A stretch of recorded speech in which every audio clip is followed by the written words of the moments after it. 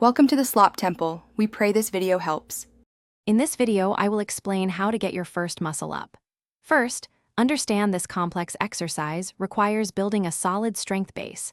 You will need the ability to perform at least 8 to 10 strict pull-ups and 10 to 12 strict dips with good form.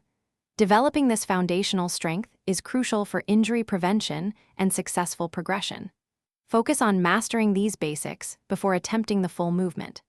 This strong base sets you up for success. To build the necessary strength, consistently work on increasing your pull-up and dip numbers. Aim for 5 to 6 strict pull-ups with an added 10 to 20 pounds or complete sets of 12 to 15 bodyweight pull-ups. Similarly, perform 8 to 10 weighted dips or 12 to 15 bodyweight dips on rings or parallel bars. These exercises will fortify your pushing and pulling power. Prioritize quality over quantity in every repetition. The transition is where most people struggle, so focus on its mechanics. Begin with a false grip, where your palm wraps over the bar, allowing for a quicker turnover. As you pull, powerfully drive your hips towards the bar and lean your chest forward, almost over the bar. Think of pulling the bar down to your hips, not your chest. This aggressive movement creates the necessary leverage to get on top.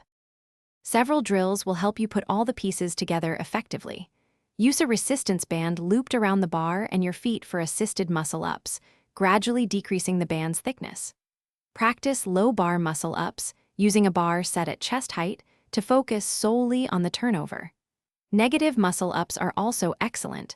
Start above the bar and slowly control your descent for a count of 3 to 5 seconds. Thanks for watching. Consider subscribing if we helped you.